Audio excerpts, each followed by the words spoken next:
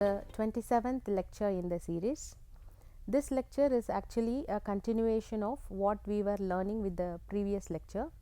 In the previous lecture, we were studying some of the terminologies associated with graphs and the two possible representations that we could adopt for representing graphs, namely adjacency list representation and adjacency matrix representation. Now we are going to look into some other terminologies that are mostly associated with graphs. So, first is about graphs connectivity. So, we have some graph called as connected graph and some as disconnected ones. So, basically a graph is said to be connected if there is a path between every pair of vertices in that graph or every pair of nodes in a graph.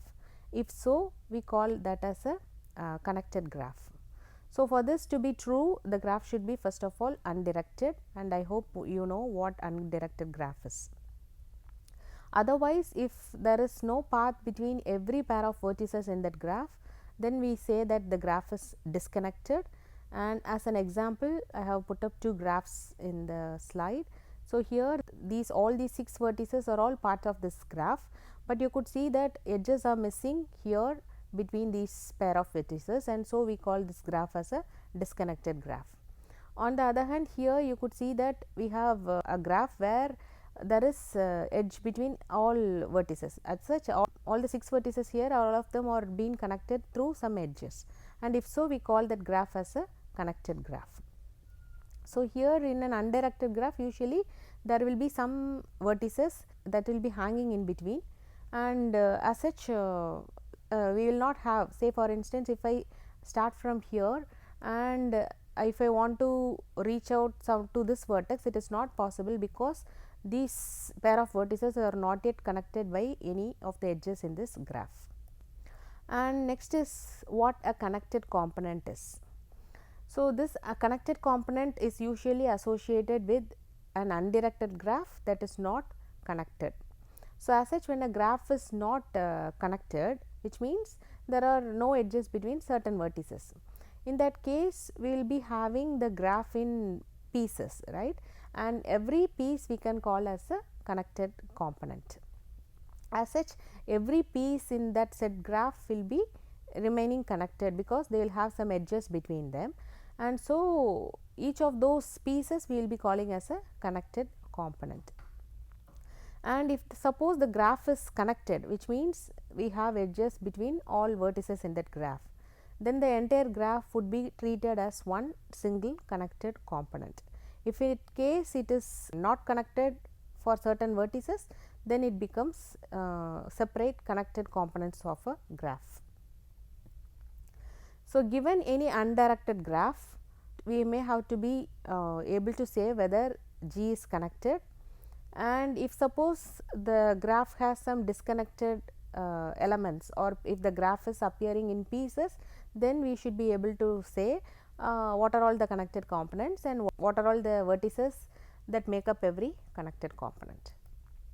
So, here in this example we have two graphs, and so as such these two graphs are part of the same graph.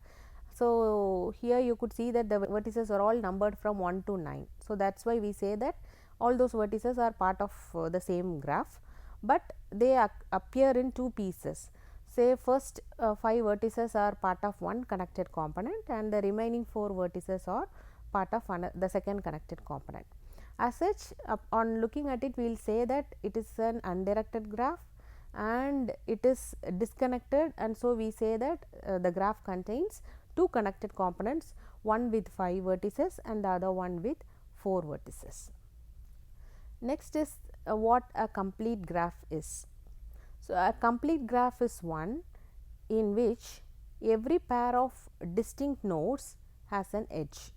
So, here in this, consider this 3 node graph.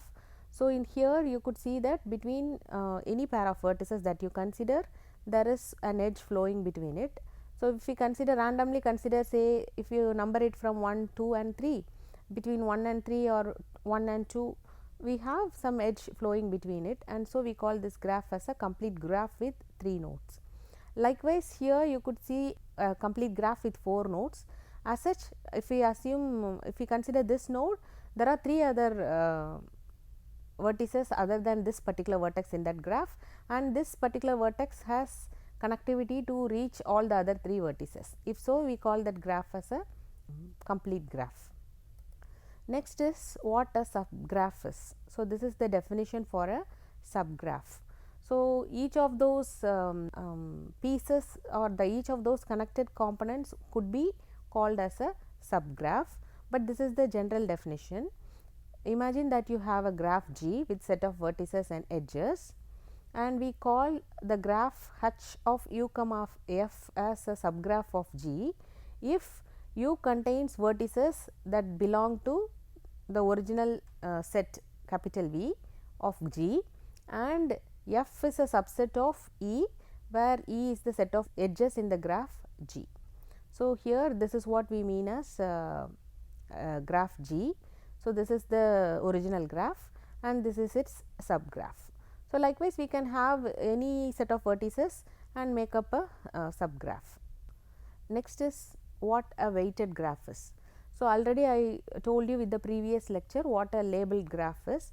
So, in a labeled graph the edges may contain some labels. Say the labels could be like some terms associated with it. Say for instance, if you are expressing connectivity, then you can say that what kind of road does it mean, whether it is a national highway or a state highway. So, if I represent that in the edges, then that can be called as a labeled graph. So, here the edges contain some weights associated with it, and so we call that as an weighted graph. So, here in this graph you could see that you have 3 nodes, and those 3 nodes correspond to 3 different cities, and we have edges between them denoting some value, and that value could represent either the distance between them, or it could, in other cases we can even associate some other meaning for this weights. So, here we have a directed graph. So, in a directed graph, you know that edges will have arrowheads that dictate the direction in which that edges there is flow of information or data, whatever it is. So, here in the same graph we have the same cities and edges, I mean weights with them, and so, but here you could see that the edges all have some direction associated with it. So, we call this kind of graph as a directed and weighted graph. So, next is some of the terms that are true for a directed graph. Already with the previous lecture we learnt what adjacency is. I told you that two vertices are said to be adjacent if they have some edge that starts from one of those 2 vertices and ends at the other vertex, right. And similarly we can have the term successor and predecessor. So, for instance, if there is a directed edge from x to y, right, in that case y is called as the successor of x just because the direction of the edge is from x to y, and we call x as the predecessor of y. So, in addition to adjacency we can have the terms, I mean we can even use the terms successor and predecessor to denote the pair of vertices between which an edge exists. And in a directed graph there is possibility for us to have a directed path, and similarly we can even define a directed cycle. Hope you remember the terminology cycle we learnt with the previous lecture. We learnt what a cycle is, what a simple cycle is, and what a path is and what a simple path is. So, in a directed graph we can have directed path as well as directed cycle. Next is what a multi-graph is. In a graph usually there will not be duplicate edges, whereas in case of multi-graph there can be multiple edges as well as some sort of self loops present. So, here this is an example for multiple edges, which means between the same pair of vertices instead of having one edge we may have more than one edge. If so, we call that as a multiple edge. It is an undirected graph in our case here, and already we learnt what self loop is. So, it is one where the edge starts from the vertex and ends in the same vertex. So, you need to remember that In a multigraph you can expect both multi edges and self loop.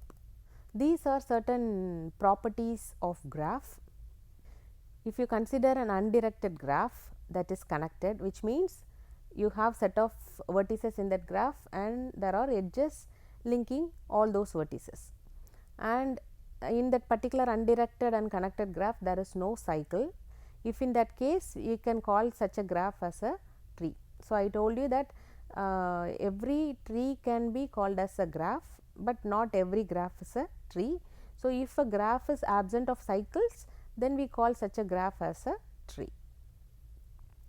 If in case a tree with n nodes exists, and then it is for sure that it will have exactly n minus 1 edges. Similarly, if there is a connected and undirected graph with n vertices, then it will also have at least n minus 1 edges, because a connected and undirected graph by this particular notion, it is treated as a tree. So, as a tree with n nodes have exactly n minus 1 edges, a graph is said to have at least n minus 1 edges, but it can even have more edges if in case the graph attempts to connect more of vertices by more than one edge. Next is the definition for spanning tree. So, given a connected and an undirected graph G, a spanning tree will be a subgraph of G. The spanning tree will contain all of G's nodes and enough of its edges to form a tree. So, here by spanning tree what we mean is that we attempt to construct a tree from a graph. The condition is that we are supposed to include all the vertices in that tree, but even if the graph contains more number of edges that connect the same pair of vertices, here in a tree we make an attempt to connect every vertex exactly once. So, if so, we call that as a spanning tree. So, here in this case you could see that we have 5 vertices and it is sufficient to connect all those vertices with n minus 1 edges, which is 4 edges, right, and there are 2 other edges that are already present with that graph, but for the sake of spanning tree we have ignored, because V4 is already connected via V2. That is the reason why we have eliminated the connectivity between V4 and V3 and V4 and V5. At the same time, V3 is also already connected via V2, and so we ignore this edge, right, and so we call this as a spanning tree. And for the same graph, it is not necessary that this should be the only spanning tree. A spanning tree we can have different other ways of constructing spanning tree for it. For instance, instead of connecting V4 from V2, I can even pick up this edge, that is connectivity between V3 and V4, and ignore this one. So, that is also a spanning tree, that will also result in a spanning tree, and that is the reason we say that for a given graph spanning tree is not unique. We can have different kinds of spanning tree for the same graph. And these are some of the things that we have already learned, but for the sake of summarizing things I have put up here. So, these are things that are true for an undirected graph. So, we have learnt already the definition for a path. So, path means it is a list of vertices in such a way that all those vertices are next to each other or they are all adjacent to each other. And then we learnt the term connectedness. So, connectedness in a graph in the sense there is a path from any vertex to every other vertex. If so, we call that as graph as a connected graph. Then we learnt what a cycle is. So, cycle is nothing but a path, but there in that path the start vertex in that path and the end vertex in the path should be one and the same. In certain other books you could even find this kind of definition where they say there should at least be 3 vertices in such a way that the first and the last are one and the same. Next is what a connected component is. If suppose your graph is disconnected, then the maximal subset of connected vertices we call as a connected component. So, each of those pieces we will be calling it as a individual connected component. And this is for the last one is what we learned before some time back, that a graph that contains no cycle can be treated as a tree. So here in this example you can better understand what connectedness is. As you see, here we have 4 vertices and all those vertices are connected to each other. That is, we can reach all of those vertices by some edges. And path, as you know, say here in this case, if I want to reach 3 from 1, so it is 1, 2, 4 and 3 would be the path. So that is a sequence of vertices. And cycle in that sense, for instance, I start from 4, go till 3, 2, 1 and 2 and then again come back to 4. So that can be called as a cycle. And here in this case you could see that the graph contains 4 vertices, of which one is isolated and all the other 3 vertices are connected. So they are treated as 2 different connected components. And here there is a graph and there is no cycle in this graph. Every vertex is exactly connected by one edge, and so we call this graph as a tree. And these are some of the facts about directed graphs. In a directed graph, what you have is a directed path, because the edges in between them have arrows that indicate the direction of flow. And directed cycle, here it is the same as what we saw before. So it is a directed path where the start and the end vertex has to be one and the same, and we are just following up the edge direction as dictated by the arrowheads. And a directed graph is called as strongly connected if there is a directed path from any vertex to every other vertex. So usually in an undirected graph, if there is an edge between any pair of vertices, we assume that there is flow of information in both the directions, whereas in case of directed graph it is not true. But we can call a directed graph as strongly connected only if there is a directed path from any vertex to any other vertex. And next is what a weakly connected graph is. So here, if we are able to ignore the direction of edges, and if suppose the resulting undirected graph is connected, then we can call that directed graph as a weakly connected one. So if you are asked to differentiate what strongly connected and weakly connected is, for a strongly connected graph there should be a directed path from any vertex to any other vertex in that graph, whereas in case of weakly connectedness, we will just check if we ignore the direction of the edges, if suppose the resulting undirected graph is connected, then we can call such a graph as a weakly connected one. So here this is an example for a directed cycle. Say for instance, I start from here, there is a possibility for us to go through this set of vertices and reach the start vertex again. So we call that as a directed cycle. And strongly connected in that sense, every vertex is reachable from the other vertex by means of these edges. And in case of weakly connectedness, here we ignore the direction of edges, and if we ignore the edges only, these vertices are all reachable from each other, and so we call that graph as a weakly connected one. To summarize what we have seen so far, we learnt the definition for path and simple path. As you know, path is one where we have a set of vertices and all those vertices are all connected by edges. And we learnt what simple path is.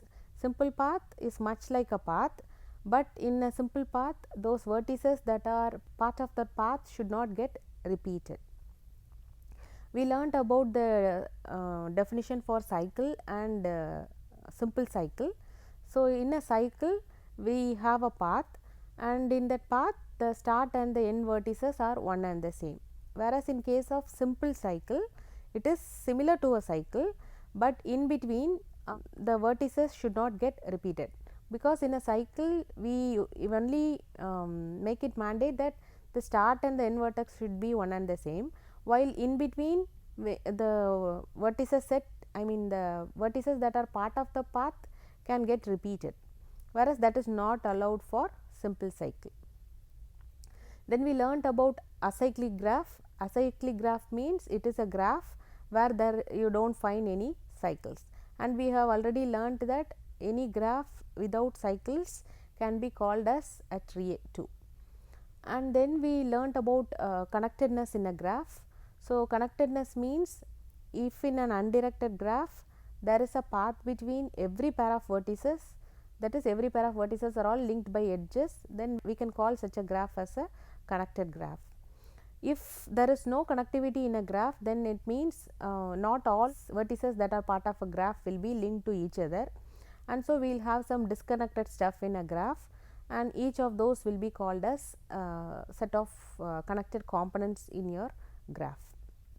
And then we learnt about what strongly connected and weakly connected is. So this term strongly connected is specifically associated with the directed graph. So in a directed graph, as you know, if every vertex is reachable from every other vertex, then we can call that graph as a strongly connected one. Say for instance, if you have a graph where we have vertices and edges, but if you consider the direction, not all vertices reachable from each other, then we cannot reach certain vertices within that graph from any other vertex. So in that case, what we do is that we ignore the direction of the edges, and then we make an attempt to reach out every other vertex in a graph. If so, we can call that graph as a weakly connected one. But the terms strongly connected and weakly connected are all only associated with directed graphs. Then we learned about component. So component is nothing but any subgraph we can call as a component, but yet another condition that it should satisfy is that it should be maximally connected, which means it can have set of vertices and also possibly edges that link all those vertices. And then we have learnt about what a tree is and what is its relation to graph. Any acyclic graph and which is connected but undirected can be called as a tree. We also learnt the terminology spanning tree. So spanning tree is a subgraph that tries to connect all the vertices but with minimal number of edges, and there should not be any cycle present in a spanning tree. In one of the later lectures, you will be learning about how to construct a minimal spanning tree, where every graph edge will have some weights associated with it, and our objective would be to convert that graph into a spanning tree with the minimal cost. So that tree would be called as a minimal spanning tree. Then we learnt about what a subgraph is. In a subgraph, you know, it is a portion of the graph, and in such a graph the edges and vertices set it has should be a subset of the original graph's vertices and edge set. So if so, we call that graph as a subgraph. Apart from that, we also learnt what a multigraph is. I hope you remember that in a multigraph you can have self loop as well as multiple edges, where multiple edges means those are edges that try to connect the same pair of vertices. So having learnt all the terminologies associated with graph, now we will have some review questions to test our understanding of the concepts. And the first question is, can we have a graph that is both cyclic and acyclic? So cyclic is in the sense the graph contains cycles, and acyclic in that sense the graph does not contain a cycle. So it is not possible for us to have a graph that is both cyclic and acyclic. So if a graph contains cycles, then it is sure that we can start from a particular vertex and reach the same vertex again. And in case of acyclic, if suppose that graph is connected and undirected, then it can be treated as a tree. The second question is, what is the role of a spanning tree in a connected graph? Can a graph have multiple spanning trees? So we already learned the definition for spanning tree. So your spanning tree is a subgraph that tries to bring in all the vertices in a graph, and when it comes to the edge set, it will not include all the edges, but will ensure that all those vertices are connected by at least one edge. So such a tree we call it as a spanning tree. And we also learned that the same graph can have different kinds of spanning trees. So it is true that a graph can have multiple spanning trees. The third question is it possible for a directed graph to be connected but not strongly connected? Yes, there is a possibility. So if suppose the terminology connectedness means all the vertices in that graph are reachable somehow through any of the edges. But for a graph to be a strongly connected one, then every vertex should be capable of being reached from every other vertex, possibly through a directed edge. So, if so, we can call that graph as strongly connected. So, here the basic condition for a strongly connected graph is that it should be connected first. So, not all directed graph can be mostly connected, but not all of them will be strongly connected. And what is the importance of detecting cycles in dependency graph? Say for instance, a graph will be called as a dependency graph. Say for instance, imagine that you have 3 statements of code, and if you want to represent the order in which those 3 statements have to get executed, then you can show that in the form of a dependency graph. Say for instance, if I draw a graph between, on those 3 statements, say as 1, 2 and 3 as 3 different vertices, and if I have an edge from 1 to 2 and 2 to 3, then I am actually imposing the condition that statement 2 can get executed only after statement 1 has completed its execution, and likewise 3 can get executed only after 2 has completed its execution. So, we can call such a graph as a dependency graph. So, if suppose in such a graph there is a cycle, say the cycle in that sense 1 to 2 we have an edge, 2 to 3 we have an edge, and again 3 to 1 I have an edge, then it means that there is a possibility of some sort of deadlock there, which means 1 depends on the result of 3 and 2 depends on the result of 1, and likewise 3 depends on the result of 2. So, which is clearly a picture of deadlock situation. So, in operating systems we normally rely on this sort of graph like dependency graph to detect whether there is a chance of deadlock. So, for detecting the deadlock, we normally go for looking for the presence of cycles in such dependency graph. I hope by this time you are thorough with all of the terminologies associated with graph. So, with the next lecture we will be moving on to the traversals associated with graph and one sorting that is very specifically used with graph, namely the topological sorting. Thank you.